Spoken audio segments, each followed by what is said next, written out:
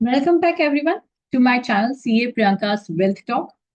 हमने हमारे previous channel में बात की थी कि कैसे हम रेशियो एनालिसिस की हेल्प से कंपनीज के एनालिसिस कर सकते हैं, राइट।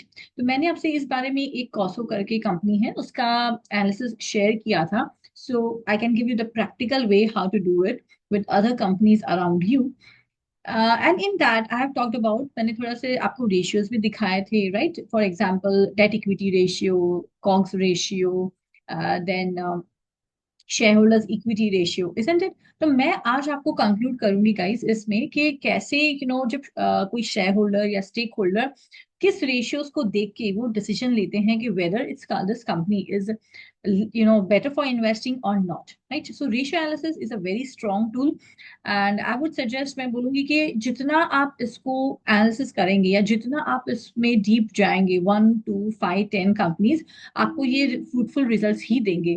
तो I would again request you कि आप अपने एंड से भी 2 या 4 कंपनी को आप एनालिसिस कीजिए based on these ratios, because मैंने रेशियोज के लिए मेरे प्रीवियस वीडियोज हैं उनमें भी मैंने रेशियोज की अच्छे से बात की है, एक्सप्लेन किया है। और इस ये रेशियो एनालिसिस में भी मैंने क्लियरली आपको बताया कि हर एक रेशियो तो कैसे आपको उसको यूज करना है, right. And on top of that उसका यूज से बेटर है कि व्हाट आर दोज रेशियोज, उस रेशियो से आप क्या समझते हैं। तो चलिए उस केस स्टडी को कंप्लीट करते हैं, राइट। एंड हम अब इससे हम क्या होगा, क्लैरिटी आएगी कि भाई अगर हमें रेशियो के ऊपर रेशियो बेस्ड कोई भी एनालिसिस करनी है तो हम उसको किस तरह से डील कर सकते हैं। तो what do the numbers tell you about Costco's strategy? Explain with reference to specific ratios and financial statement. अगर आपको किसी को ये प्रूव करना है कि भैया आप ये कंपनी में इन्वेस्ट करिए या मत करिए, अगर आपको खुद को ही करना है तो आप उनको कैसे बताएंगे? वर्बली अगर आपने बोला कि आप इस कंपनी में इन्वेस्ट करिए, देखिए जो एनालिसिस नहीं करना चाहते हैं या जो बिल्कुल भी समझदारी से काम नहीं लेते हैं या जो लोगों की बातों में आते हैं, देखिए वो तो कहीं भी इन्वेस्ट कर लेंगे। But I want my audience to be a intellectual and prudent. हमें सोच समझ के कदम उठाने चाहिए, बिकॉज हमारा जो पैसा है, हमारा जो कैपिटल है, वो जहां भी हम इन्वेस्ट करते हैं, सबसे पहली बात वो हम उसको ग्रोथ के लिए इन्वेस्ट करते हैं। और सेकेंडली हम इसलिए इन्वेस्ट करते हैं कि हम मिनिमल रिस्क में उसको इन्वेस्ट करें।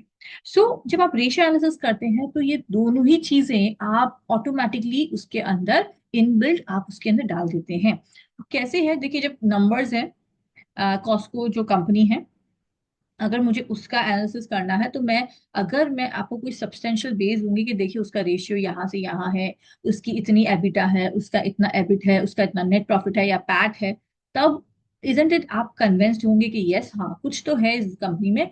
आप अपने एंड से भी उसको एनालाइज करिए and then you take a call. So similarly अगर कॉस्को की स्ट्रेटेजीज की बात की जाए गाइस, तो उसमें क्या था, लाइकली ऑपरेशन एक्सीलेंस। क्यों? The reasons are absolutely clear. उसका रीजन बहुत क्लियर था, मैंने अपने प्रीवियस वीडियोस में उसके सब आपको दिखाए हैं, ratios and everything. So kindly go through that video also. Profit margin की बात करें गाइस, profit margin are quite low, right. ये कौन से मार्जिन है? ये नेट प्रॉफिट मार्जिन है ना।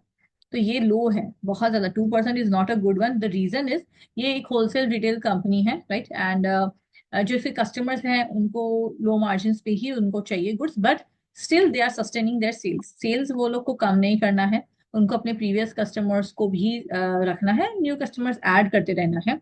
तो नेट प्रॉफिट जो आप देखेंगे तो 2% आया है। नेट प्रॉफिट का फॉर्मूला क्या है guys? Net profit by sales, है ना। तो ये मैंने प्रीवियस आपका वीडियोस में मैंने आपको वापस इसमें समझाया है प्रॉफिटेबिलिटी रेशियोज के अंदर। तो kindly go through that also. तो यहाँ पे 2% है, it is quite low, but ये क्या है ना, ये कंसिस्टेंट है। पिछले साल भी इतना ही था, इस साल भी इतना है। तो इसका मतलब क्या है कि एटलीस्ट कंपनी ना तो नीचे जा रही है ना ऊपर जा रही है, बट एक कंसिस्टेंसी फॉलो कर रही है।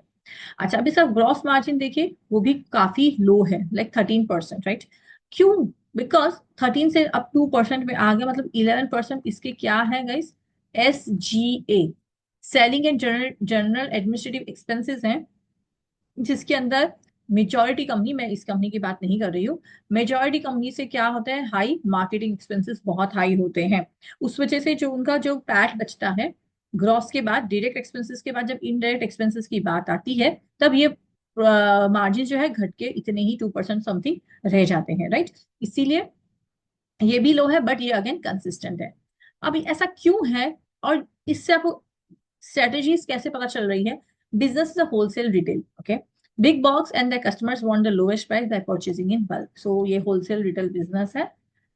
Definitely they are earning out of it. ऐसा नहीं है कि वो लोग earn नहीं कर रहे हैं. And what the customers they want at the lowest prices. जब prices low होंगे तो definitely आपका बल्क डिस्काउंट या वो जो भी सेल्स आपका बल्क में होगा, राइट? ये एक नॉर्मल फिनोमिना है.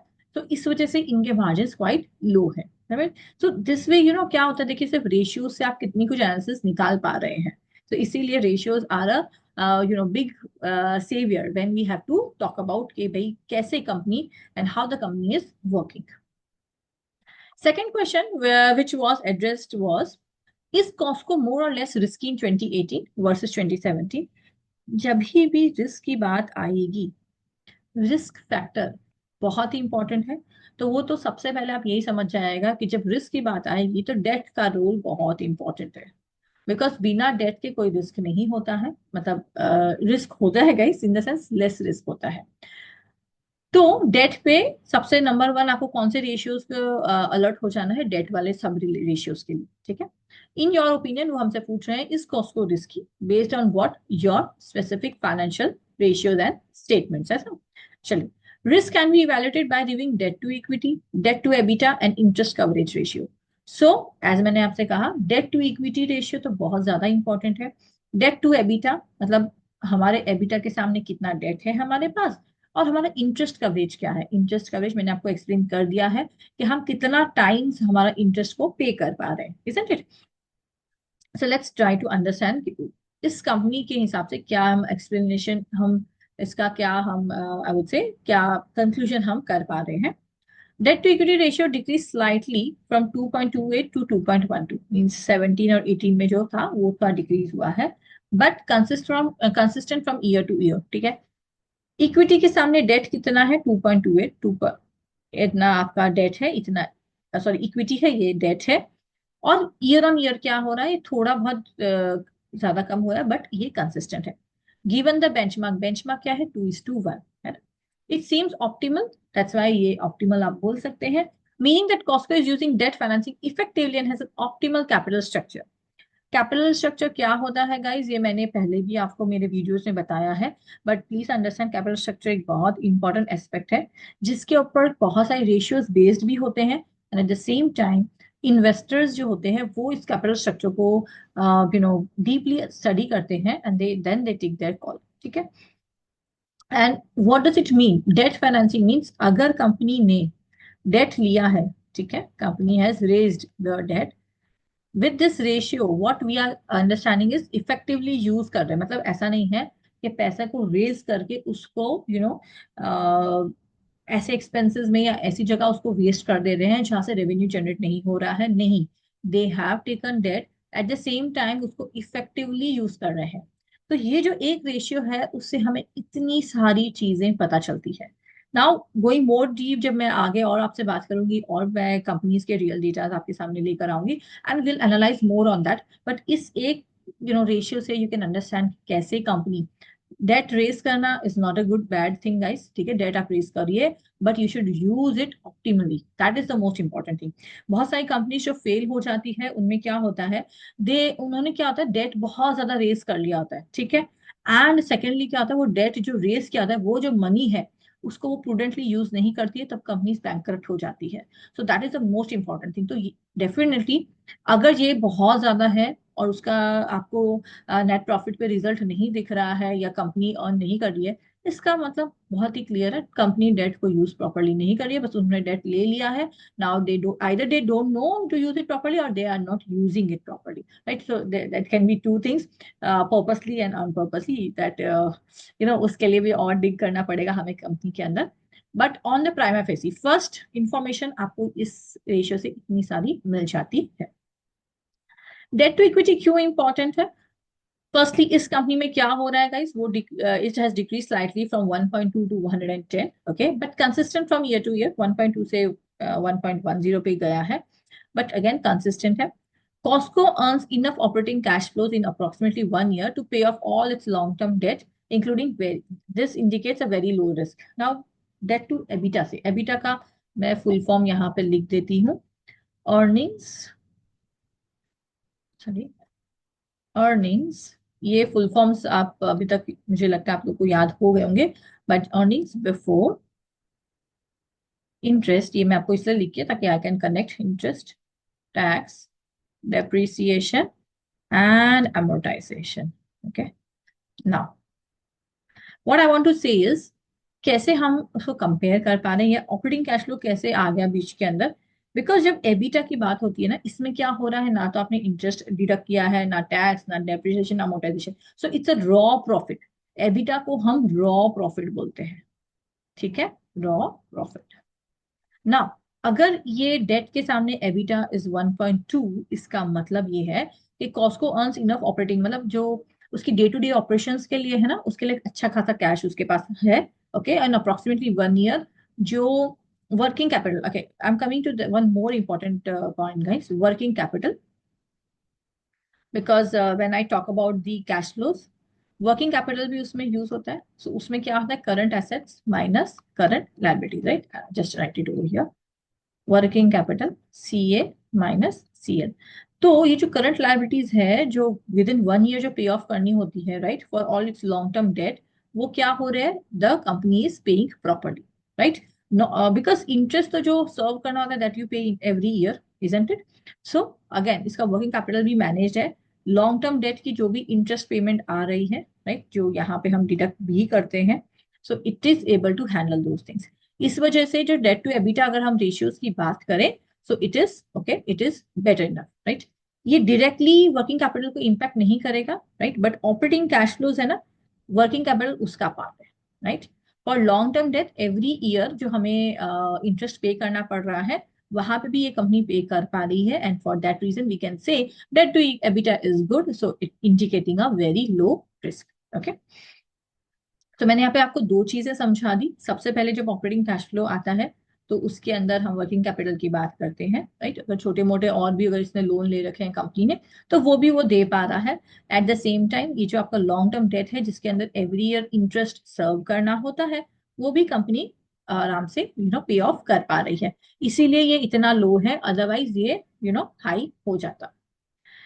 Next, very important is your interest coverage or times interest on. It decreased slightly from 41 to 37, means ये पहले 41 times interest serve कर रहा था, okay, but now it is serving 37 times, so hardly कुछ ज्यादा change है 4 times का, but still very high, okay, but फिर भी 37 is also very high, because अगर आप interest बराबर से cover नहीं करते हो, interest serve नहीं करते हो, the company which has given you loan, they will stop giving you the other facilities. Why? Because उनको अपना they have also invested in your company to earn out of it, isn't it? So interest coverage थोड़ा सा कम हुआ है, but it is still manageable. Costco is able to pay its interest 37 times in a 1 year, indicating very low risk. Overall, the risk has remained stable from this to this, and Costco is a very low risk company. देखिए guys, अगर there is been has been fluctuation, okay, ये हम 2 साल का data ही यहाँ पे compare कर रहे हैं। सिमिलरली हम 5 साल का डेटा भी कंपेयर कर सकते हैं। The point over here is, एक तो कंसिस्टेंटी होनी चाहिए, है ना। मैंने प्रीवियस वीडियो में भी आपसे ये सब बातें करी है, तो जस्ट थोड़ा सा मैं यहाँ पे रिपीट इसलिए कर रही हूँ, बिकॉज यहाँ पे हम एग्जैक्ट 1-to-1 इक्वेशंस ले रहे हैं। तो कंसिस्टेंसी मेंटेन की है कॉस्को ने, एंड ऑल्सो इसके जो रेशियोज हैं वो भी एक लेवल में है, they are not too high not too low. So इस वजह से we can conclude that Costco is a very low risk company. ना गाइस, अगर इस टाइप का डेटा आपके सामने हो, रेशियोज आपके सामने हो, तो क्या ये पॉसिबल नहीं है कि आप भी इजीली कंपनी को कंपेयर कर सके। इनिशियली आप मैं नहीं बोलूंगी कि आपको इनिशियल में ही इन्वेस्ट करना है, but once you get into the flow, धीरे धीरे धीरे you can learn these things. और what important point is, अगर आप ये सब चीजों को सुनेंगे या समझेंगे, तो कोई और भी अगर इस बारे में बात कर रहा होगा, तो आप कनेक्ट कर पाएंगे, राइट। जरूरी नहीं हर एनालिसिस आप ही करें, पर यस, अगर आप किसी का डेटा पढ़ रहे हैं तो आपको समझ में आ जाएगा कि यस, हमें इस कंपनी में इन्वेस्ट करना चाहिए या नहीं करना चाहिए। चलिए, आज का तो थर्ड क्वेश्चन है, वो हम लेते हैं। अगर आप शेयर होल्डर हो, would you be happy with his financial performance in comparison to 2018 to 2017? Explain with specific ratios है वो, आपको सबसे पहले यही बोल रहा है। आप भी अगर आपको भी अपना किसी को एडवाइस देनी हो, तो आपको भी उसको सस्टेन करना चाहिए। कैसे सस्टेन करना चाहिए? With the financials. अगर आप फाइनेंशियल्स के साथ किसी को कोई एडवाइस देंगे तो isn't it that is very impactful, है ना? जस्ट इन एयर हमें बात नहीं करनी चाहिए। We should be clear about कि हम क्या बोल रहे हैं, ऑन ऑन व्हाट बेसिस और what ground we are giving this kind of an advice. तो चलिए शेयर होल्डर्स के पॉइंट ऑफ व्यू से देखते हैं what ratios are so very important. As a share holder guys, share holder look at ROE, cash flow and risk, right? तो हमने risk की तो बात कर ही ली है, राइट? एंड आरओई की हम बात अभी कर रहेंगे, कैश फ्लो की भी हम बात करते हैं। चलिए, I take one by one, है ना? Risk is the same. तो debt to equity, EBITDA, coverage, we have already talked about it. And हमने क्या कंक्लूड किया है कि it's a low risk and stable risk company. ROE, return on equity, should also be low and stable, okay, relative to other companies. ROE was stable at the rate of 24 for both the years. Now, अब as per the ratios जो मैंने आपको show किए थे ना, वहां पे जाके अगर आप देखेंगे तो ROE जो है, return on equity, is 24% for both the years, so which is consistent with the stable risk. However, the risk high ROE for a low risk company would be very attractive. Now, यहाँ पे है point। इसका 24% है। अगर किसी ने equity invest किया तो उसको 24% अप्रोक्सीमेटली रिटर्न मिल रहा है। लो रिस्क कंपनी है। अब एक शेयर होल्डर जो होता है वो क्या ढूंढता है? वो क्या ढूंढता है कि भैया लो रिस्क हो, है ना? कंपनी में लो रिस्क हो, at the same time low risk and high ROI, right? So यहाँ पे अगर कंपनी का और ये आरओआई बढ़ता है और कंपनी का रिस्क उतना ही सस्टेन करता है, तो again it will be a good bet for the share holders. Cash flow is important to shareholders as the level of cash flow indicate the ability to pay dividends. Okay, जितना cash का flow होगा, flow means एक आप वैसे समझ लीजिए, एक नदी है, उसमें कैसे पानी ज्यादा भरा हुआ होगा तो ऐसा लगेगा ना कि भैया वो सबको पानी दे सकता है। तो वैसे ही कंपनी का कैश का फ्लो होता है। अगर वो बहुत ज्यादा भरा हुआ है, इट्स मतलब बोलेंगे जैसे छलक रहा है, राइट, पानी की जैसे, तो क्या होगा, वो सबको वो पानी से अपना तृप्त कर पाएगा, सबको पानी दे मिलेगा तो सबको they will be happy. Similarly अगर कैश का फ्लो अच्छा रहेगा तो कंपनी अपने डिविडेंड देगी, कंपनी अपने डेट्स पे ऑफ कर पाएगी। तो that way it is very fruitful. तो एक शेयर होल्डर हमेशा ये देखेगा कि भाई कैश फ्लो क्या है, important to share holder the level of cash flow, ability to pay dividend, as well as determine the present market value of the shares at the stock price. Present market value मतलब कि अभी के समय में क्या price चल रही है इस कंपनी की मार्केट में, right? Present value of the future incomes. Cash flow can be assessed using cash from operations. मैंने इसकी बात की थी, कैश फ्रॉम ऑपरेशंस मींस आप स्ट्रेट अवे कैश फ्लो में जाइए, ओके, एंड वहां पे नंबर वन एक्टिविटी कौन सी होती है? Cash from operations, okay, CFO। तो वहां पे हम जाएंगे एंड उसका जो स्टेटमेंट ऑफ कैश फ्लोज है, as well as EBITDA operating cash flows. EBITDA has increase from 5.481 to 5917, okay. So EBITDA भी उसका इंक्रीज हो रहा है। एबिटा क्या है? एक रॉ प्रॉफिट है, राइट? उसके अंदर हमने उसमें ना हमने टैक्स लिया है, ना इंटरेस्ट कट ऑफ किया है, ना डेप्रिशिएशन, ना अमोर्टाइजेशन, ओके। तो यहाँ पे इसका एबिटा भी इंक्रीज हो रहा है, right? And it's an approximately 8% increase. Again it's a good sign guys, right? So EBITDA and cash flow. हमने जब रिस्क की बात की थी तो हमने डेट टू एबिटा को भी कंपेयर किया था, तो हमें दिखा कि it is quite stable. therefore as cash flow has increased, Costco stock price should also, मतलब अगर कैश फ्लो इंक्रीज हो रहा है, कंपनी के पास अच्छा खासा कैश है, तो इट इज एक्सपेक्टेड कि स्टॉक मार्केट में भी कंपनी का प्राइस ऊपर जा सकता है, right? And Costco has more sources to pay dividend. So based on the sentiments, देखिए मार्केट के जो प्राइसेस है ना, वो सेंटीमेंट्स पे चलते हैं। तो इन्वेस्टर्स क्या देखते हैं कि अगर कैश फ्लो अच्छा है, स्ट्रांग है, इसका मतलब क्या होगा कि मार्केट में भी उस कंपनी के स्टॉक प्राइसेस ऊपर जाने की बहुत सारे चांसेस हैं। So they are very positive for a share holder. So this again positive क्यों है गाइस? क्यों? क्योंकि उन्होंने ऑलरेडी या तो शेयर्स ले रखे हैं या वो बाय करेंगे तो उनका प्राइस ऊपर जाएगा। So that's why it's very good and positive sign. So एक एबिटा, कैश फ्लो और कैश फ्लो फ्रॉम ऑपरेशन से हमें we can turn out so many things, we can find out so many things. Also, when reviewing cash from operation HCF, it decreased from 6,726 millions to 5,7 million from 17 to 18, मतलब 17 में आपका उसका था 5,704 million, which decreased to 6.726, right? Now ये decrease जरूर हुआ है guys, but again यहाँ पे क्या है ना, जब कहीं कोई डिक्रीज हो, इंक्रीज हो तो भी आपको रीजन ढूंढना है, डिक्रीज हो तो भी हमें रीजन ढूंढना है। डिक्रीज में क्या हो रहा है? How most of the decrease is related to high inventory, because हमने प्रीवियसली हमने स्टडी किया था कि इसका जो साइकिल है, कैश कन्वर्जन साइकिल, ओके, वो एक दिन से रिड्यूस हुआ है। प्रॉब्लम कहाँ आई? कि इनकी इन्वेंट्री पाइलअप हो गई और सेल्स नहीं हुआ, राइट। तो ये जो थोड़ा बहुत मार्जिनली आपको जो डिक्रीज दिख रहा है क्या कैश फ्लो फ्रॉम ऑपरेशंस में, it is purely due to the inventory and like means ये ऑपरेशंस का प्रॉब्लम नहीं है। तो it is okay, right? That is what it is indicating. Uh, why is not product selling as fast? And that is the cash from operations was usually high due to Costco's increasing accounts payable. A good sign they are stretching their payables. यहाँ पे थोड़ा सा और analysis हम कर रहे हैं. What they are trying to make us understand is कि दो उसका कैश फ्रॉम ऑपरेशंस लेस हुआ है. The reason is first of all inventory is bit piling. Also उनका जो अकाउंट्स पेबल है, मीन्स जो उसके कस्टमर्स है ना, उनको ना वो थोड़ा स्ट्रेच कर पा रहे हैं. फॉर एग्जाम्पल, अगर वो पहले उनको जो उनके, sorry not the customer guys, sorry, suppliers, accounts payables mean suppliers. So उनके जो सप्लायर्स है, अगर उनको पहले वो 30 डेज में पेमेंट देते थे, अब उनको वो स्ट्रेच करके 33 या 35 डेज ले जा सकते हैं, okay. And for that reason उनके जो सीसी कैश कन्वर्शन साइकिल है वो भी इम्प्रूव हुई है. So again it is temporarily a good sign. ऐसे ऐसा नहीं है, अगर ज्यादा स्ट्रेच करेंगे तो हो सकता है कि वो सप्लायर आपको रॉ मटेरियल ही ना दे या परचेजेस करने ही ना दे. तो that is not good for a long term, but initially okay it can be taken as a good sign.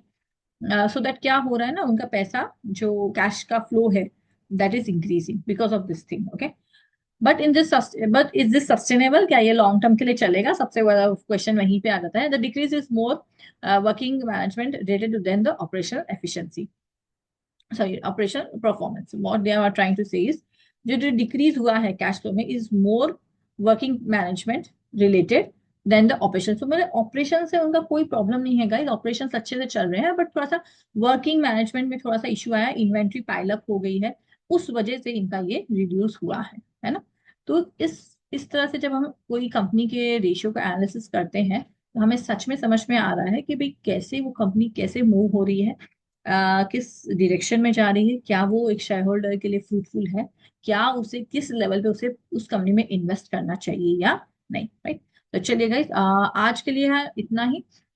Next मेरे वीडियो में एक मैं आपके लिए बहुत एक्साइटिंग टॉपिक ला रही हूँ, so stay tune with me and meet you in the next video, right. And till then, good bye and thank you.